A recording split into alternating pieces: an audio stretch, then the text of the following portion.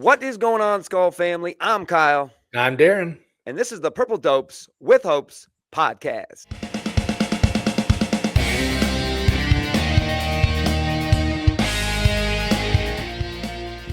Welcome into the Purple Dopes with Hopes podcast. We are part of the Let's Skull Network. And Darin, we are on episode number 45 of the Purple Dopes podcast. Nice. So when I had Keith on from Let's Skull a couple weeks ago, he shouted out Chuck Foreman on episode 44. And I thought, you know what?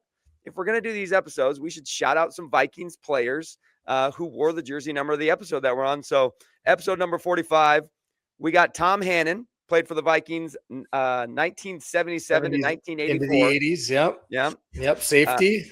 We got Ed Shirachman. I don't know who he is, but I love the name. Shirachman. What a name. Sounds like you got to get that guy the rock. 1961 and 1972. So if you are one of our older Vikings fans, we'd love to hear in the comments here that you know Ed Shirachman, what your memory is. And then the most recent Viking to wear number 45 is Garrett Mills, 07 to 08. Don't really remember Garrett Mills. Must not have had a ton of impact, I guess. I don't know that he did too much for the Vikings. But anyways, episode 45, if you have a favorite Viking who wore 45, drop it in the comments. And then if you are finding us on YouTube, please make sure you subscribe to our YouTube channel. We are closing in on 400 subs by training camp. So let's go, baby. Keep piling up the subs there so we can get to 400 by training camp. And then if you are following along on our podcast platforms, Apple, Spotify, Amazon, iHeartRadio, please make sure to follow our show and then rate and review. We love it when we get those ratings and reviews. That does help us jump up on the Apple algorithm for sure. So please make sure you do that. And then we have recently become an NFLshop.com affiliate. So if you are looking for some NFL gear, please use the link in the description of the video and the podcast and get yourself some new gear and support the Purple Dopes with Hopes podcast. We appreciate it. So Darin, I want to start with, as we come off the first preseason game against the Giants, kind of thinking about that game, what has changed for you as far as your thinking on the Vikings coming off of our first preseason game? Anything?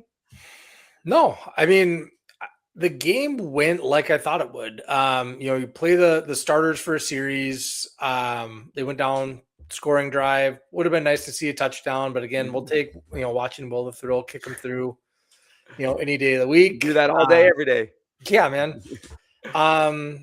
Would have liked to have seen more JJ McCarthy. Yeah. And I would have liked to have seen a little bit better play from JJ McCarthy.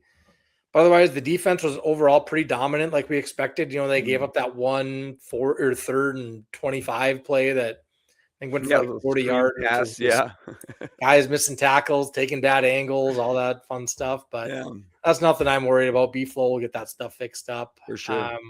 But otherwise, it's kind of what you'd expect, like low-scoring game. I think these guys playing with the 2s, the 3s, the 4s, you don't expect a lot out of them, right? That's going to be pretty defensive dominant, I think, is what we see most of the time in the preseason, especially the first week.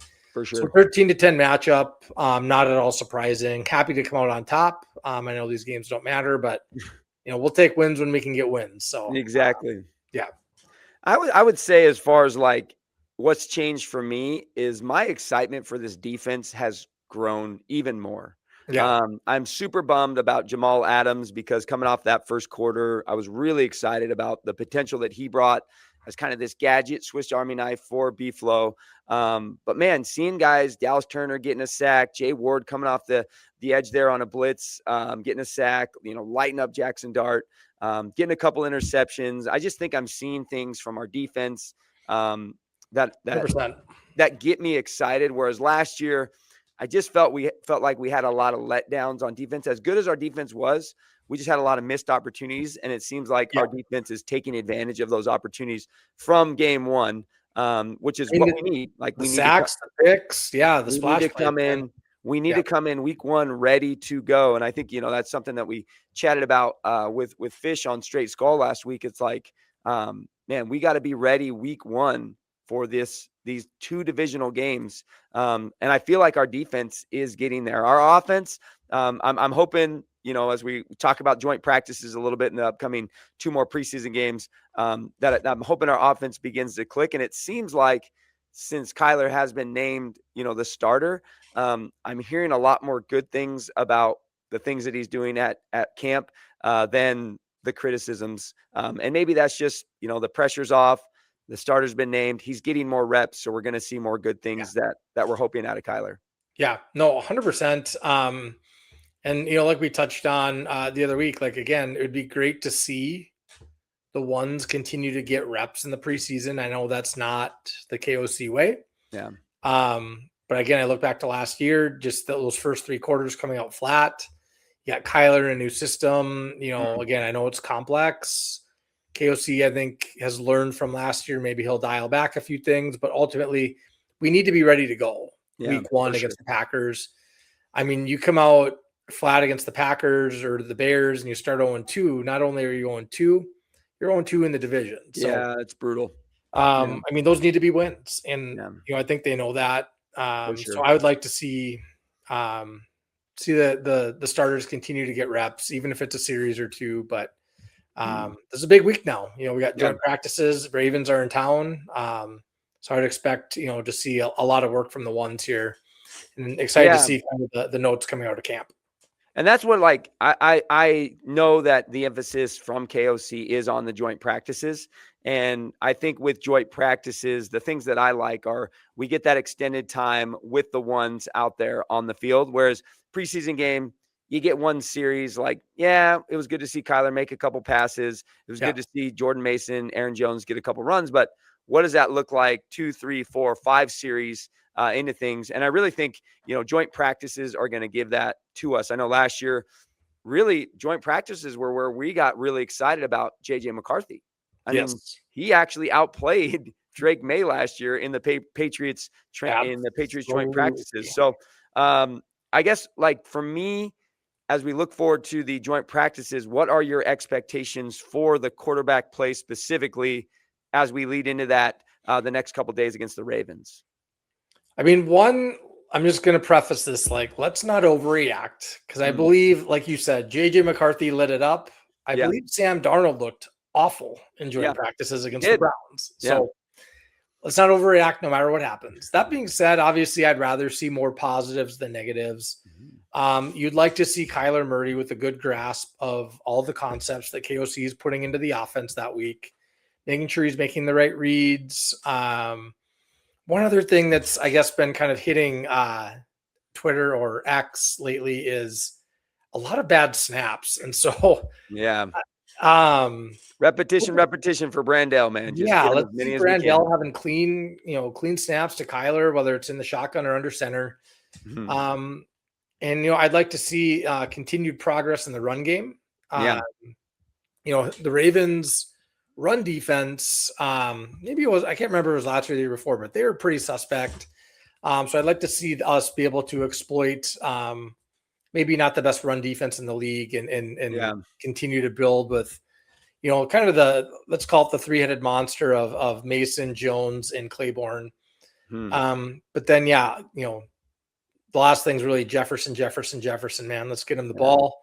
Let's put him back as the star of the offense, and let's see what we can do.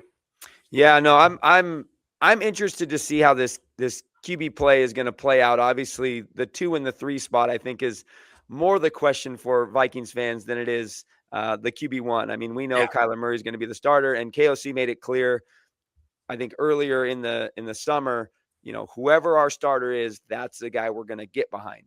And so I think that I'm excited about that piece. It's like, okay, Kyler's going to be out there regardless if he does some Kyler Murray things that we've seen in the past.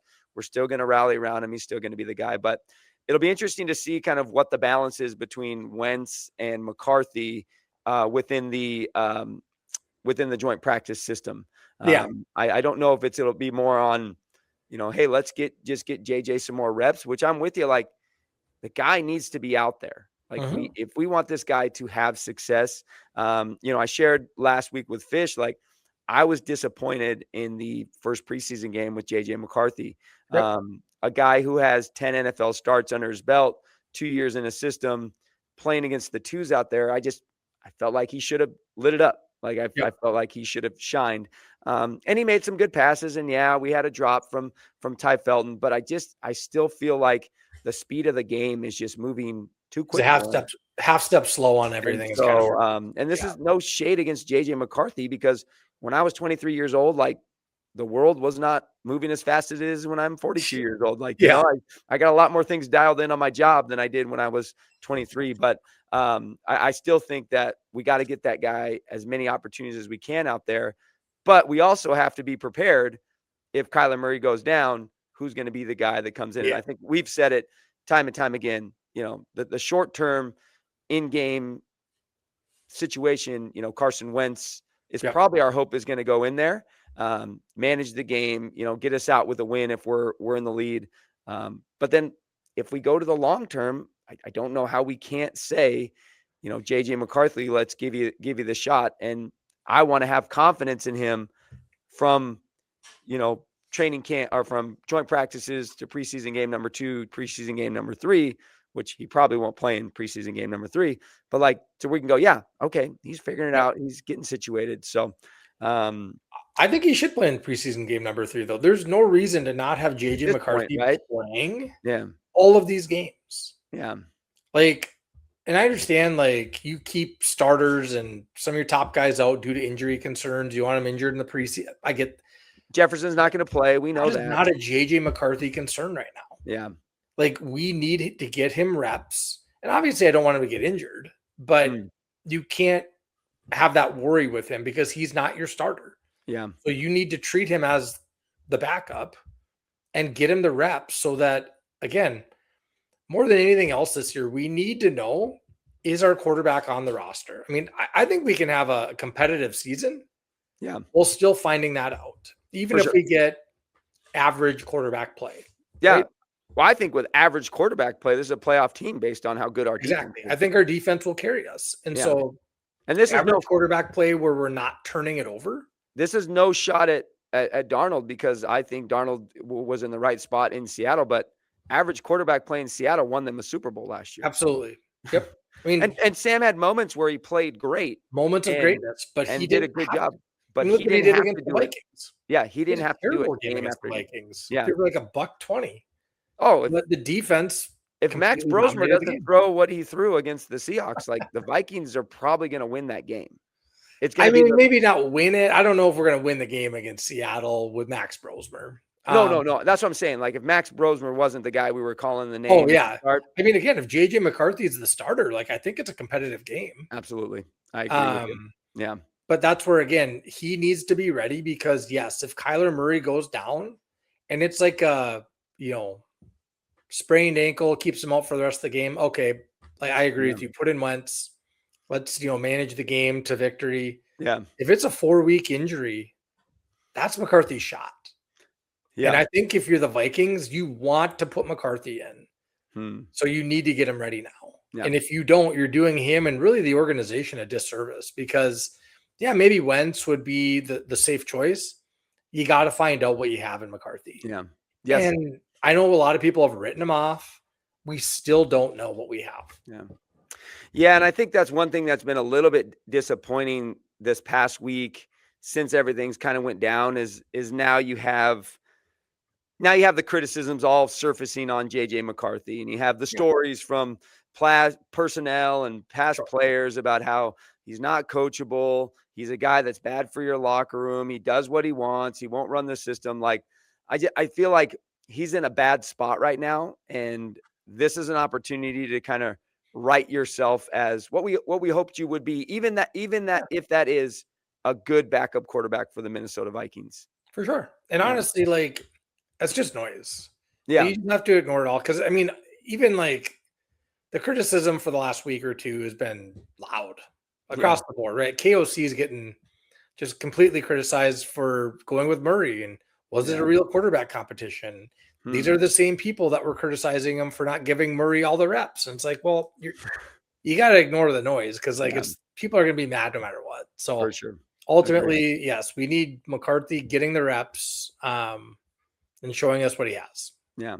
So you mentioned a little bit, like, as far as our offense goes, the advantage of it being the Baltimore Ravens, having a weaker run defense gives us an opportunity to maybe kind of boost our run game a little bit, figure it out, dial it in.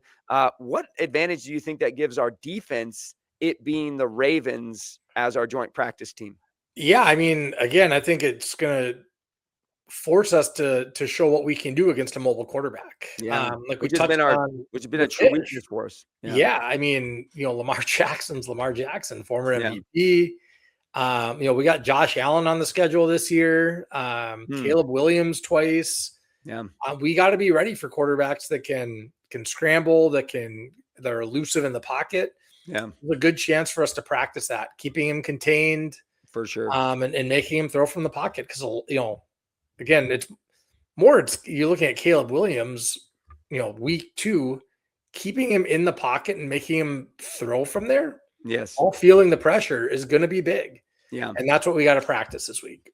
Yeah, no, I agree with you right now. I think, having the Ravens being a team that relies heavily on the mobile quarterback play, like that's been a Vikings Achilles heel before Brian Flores. I mean, we go back to the highlights that I hate of Steve Young's longest, rush as a quarterback against the Vikings. Yeah. Michael Vick's longest rush against the Vikings. Yes. Josh Allen hurtling over constantly we get these mobile quarterbacks, and the Vikings are always the highlight reel for them when it comes to one of their top plays.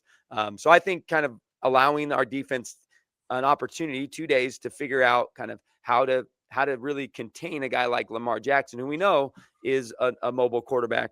I think that would be super beneficial. And I think also gives our young guys an opportunity to see a really good quarterback. Yes.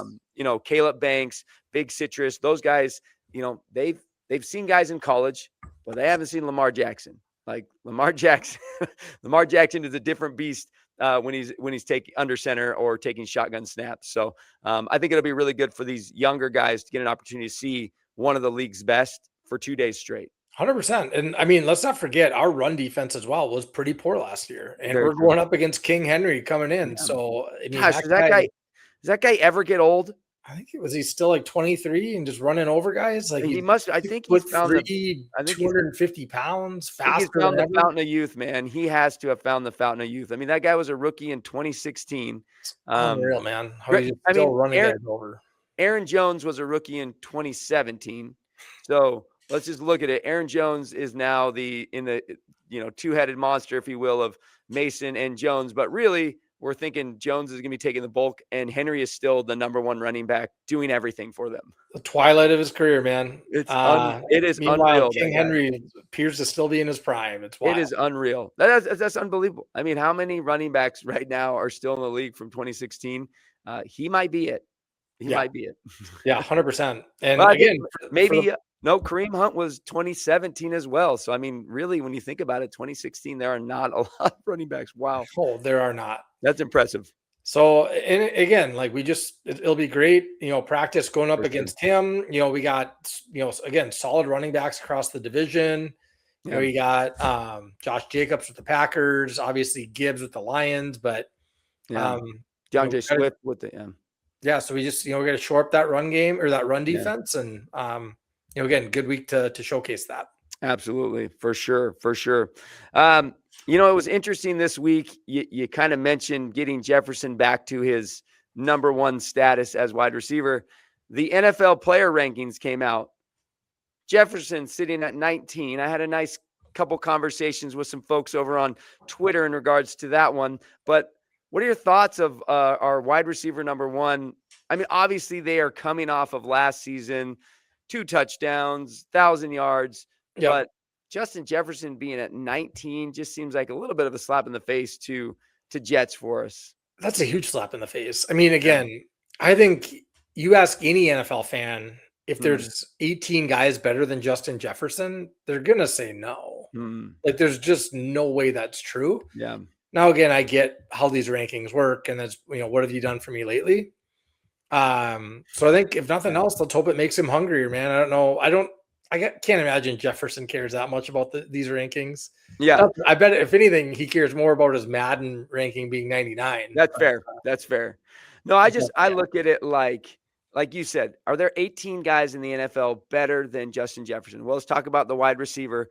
He's definitely top 3 wide receivers. If you go Puka, Jamar Chase, and Jefferson, probably you can interchange any of those on any given week. Who's number Yep. one? Biased, but I'm still taking Jefferson because Yeah. of the dynamic nature of his game. Is And- he fast? Is he faster, stronger than those guys? No, but he does more. Oh gosh. I mean, the way he runs routes, the way he gets open, it's Yep. unreal. I mean, watching the highlight reel that they made from that, I'm like, dude, this guy works on a different level when it comes Yep. to his route running. Next level. And then, you look at it and you're like, well, offensively, I'm saying he's at least top 5 offensive player in the NFL. Those 3 guys factor in a couple running backs maybe in there, Saquon Barkley, Christian McCaffrey. Like, I mean, the fact that he's 19, yeah. And, if you want to make the argument that, well, it's based on last season, we had a game where we had 3 net yards in a game last season. I mean, our quarterback play, and he still broke 1,000 yards. And we had a game. Well, actually, I think the Seahawks game, we were well under 100. The Lions game, we had 3 net yards. And I think we had a couple games, maybe even with JJ McCarthy, where we were under 100 total yards. We went 6-8 quarters without scoring a point in a game. Like, I mean, we had a rough year last year, and the guy still gets 1,000 yards and, finds the end zone a couple times. So I don't know. To me, it's like 19 hurts. Like, but let's give that guy, let's give him motivation, dude. Make him hungry, baby. Let's give Justin Jefferson, whatever motivation that we can. Just remember what he did last time we played the Packers week 1. That's very true. That's very true. What, 2 touchdowns and 185 yards, something like that. So yeah, I'd be all right with that. That would be good. So another day at the office.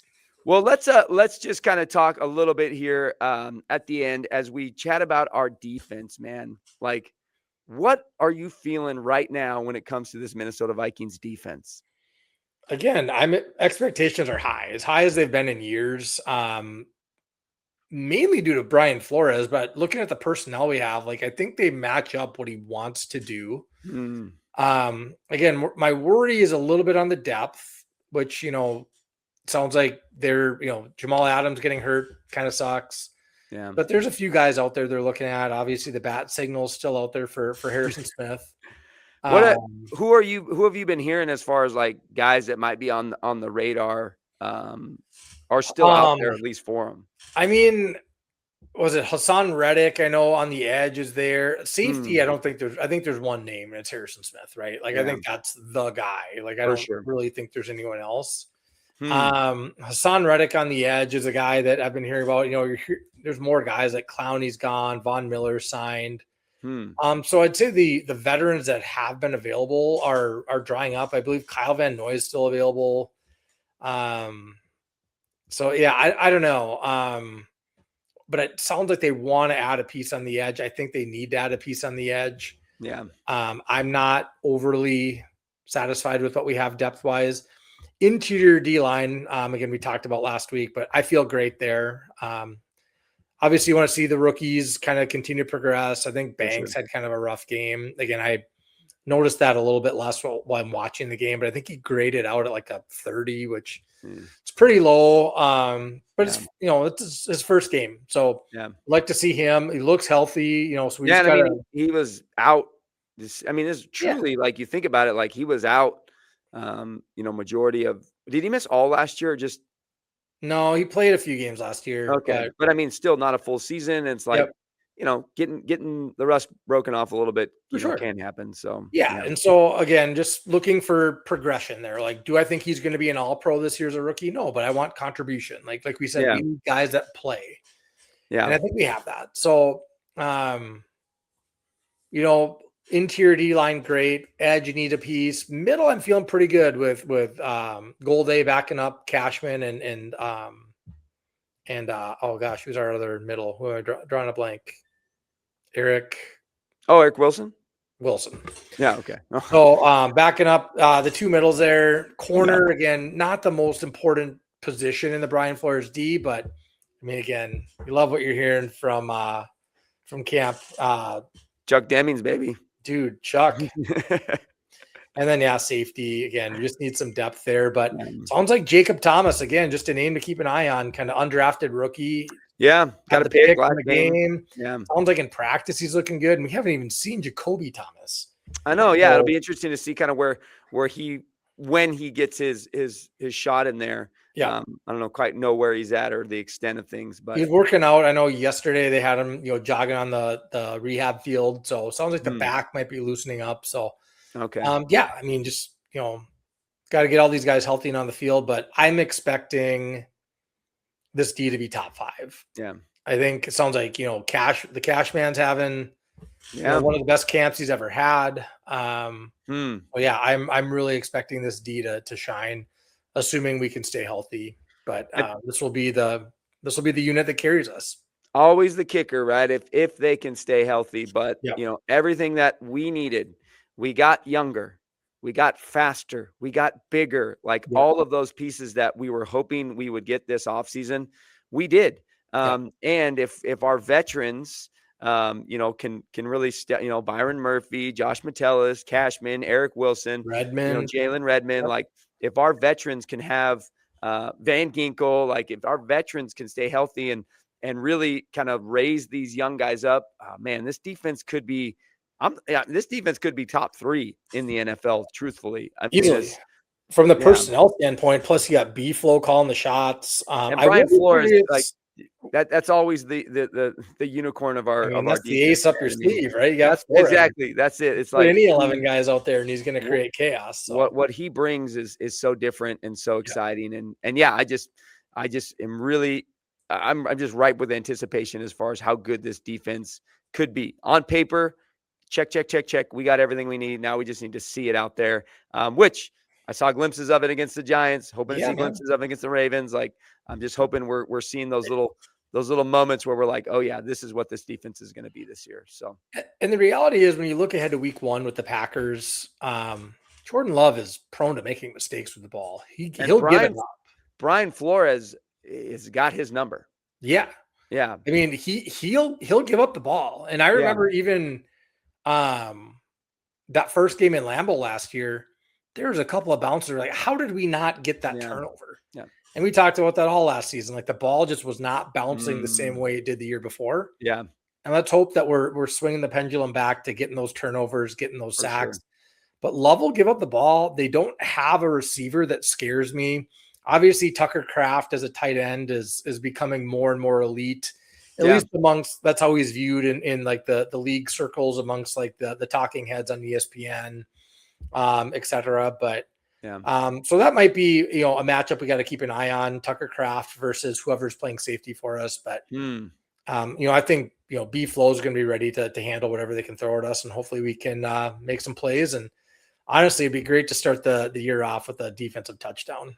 Yeah. I mean, a win at US Bank against the Packers in this year where we're really got some high hopes for our Vikings. I mean, that would be awesome. I mean, it was great to get a win against the Bears last year. Yep. But it was in Chicago.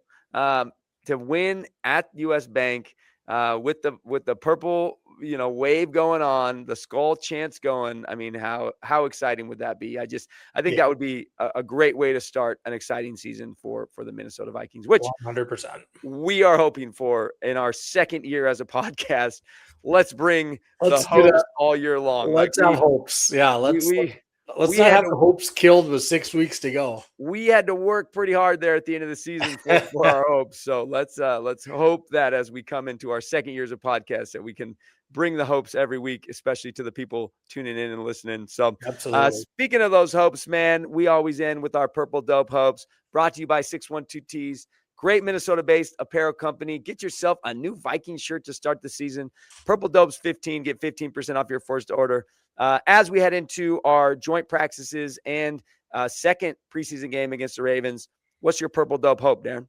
I mean, kind of touched on this earlier, but my hopes are with the quarterbacks right now. I want to see Kyler continue mastering the offense versus a good Ravens D. I mean, the Ravens always are bringing the pressure. Yeah. So I'd love to see Kyler in the joints, and then looking at McCarthy in the game on Saturday. I want to see him look better than he did last week. Make good decisions, make good reads. Get out of the huddle faster. That's one thing that's like plagued him his entire career. Yeah. Get the play in and get out, man, so you can make your checks and do what you have to do at the line. But let's see him just look a little bit more comfortable in the game on Saturday. Absolutely. Well, I'm gonna give my hopes to our superstar wide receiver Justin Jefferson, as we won't get to see him play at all during preseason because he just doesn't do it. But joint practices are a great opportunity for our superstar to showcase why he's still a top wide receiver in the NFL, top 10 NFL ranking player in the NFL. So I just hope that we get to see full on Justin Jefferson, and as you said, Kyler Murray making those connections and really bringing that hype back for to sure. Why Jets is who he is to the Minnesota Vikings. But golly, even without a helmet and a shoulder pads on, that guy is still a leader on the sidelines. And I just so entertaining too, man. Love him to death. So so that's my hope for you Jets here this week. So all right, man, we're gonna finish off here. Got a little game I want to play with you here. Kyler Murray in 2021 was his best QBR ranking of his career, 100.6 for the entire season. Obviously, for his rating. For his QBR, QB rating, sorry. Yeah. So that's what we're hoping to get out of Kyler Murray this year. The rating only goes back to 2006. That's when they started doing the ratings for the QBs for the games. So we have four guys and one that finished just under 100, but four guys who have finished above 100 for a season and one guy that finished just below, all after 2006 for this rating. Do you know the five? Cousins actually did it twice. Darnold. 2019, Cousins was 107.4, and in 2021, Cousins was 103.1. Darnold was not over 100 that season. Really? That's shocking. Favre did it in 2009, 107.2. So you're missing the number one, and you're missing this must have went back 2000 must have went back to the early 2000s. So not earlier than 2006, but still in the 2000s. So you're missing the number one, and you're missing the number 5, which the number 5 is just below. Dante, I believe, will be number one. Dante, do you know what season? 2004. 2004. Dante is the highest rating, 110.9. MVP that year, except for Peyton Manning throws 49 touchdowns. So kind of got him on that. Let's go Case Keenum on there. Case Keenum, exactly. 2017, 98.3 was Keenum's rating. So I'm missing one more that's over. No. You got him because Cousins did it twice. Got it. Yeah. Okay. So job well done, man. Thanks, so man. anyways, it would be really awesome if Kyler Murray, jumped onto that list this season. Maybe didn't quite overtake Dante, because I still like Dante being number one in the Vikings, because I don't feel like Pep gets enough respect in the never does Vikings conversations. But I would take it if he overtook him. Yeah, true. That's true. I mean, we wouldn't be mad, but it is nice when we can keep Culpepper at a number one spot. For sure. But yeah, man, we got joint practices starting up. We got second preseason game. So we got lots and lots of Viking stuff going on here. So we'll continue to bring you guys Vikings content all training camp long. And then, of course, as we head into the season, we'll be kicking things off with some fun, going through the schedule of how we think the Vikings are going to finish, as well as looking at the NFC North as a whole. So make sure you follow along with us on the podcast platforms, as well as subscribe to the YouTube channel. Let's get to 400 by training camp. Let's get to 400 by preseason game 3. How about that? Would be pretty cool. So awesome. We'll be coming at you next week. Another episode of Straight Skull. Going to bring in another fantastic Vikings content creator. But as always, Minnesota Vikings fans, we skull, you skull, we all skull together. We'll see you guys next week. Skull.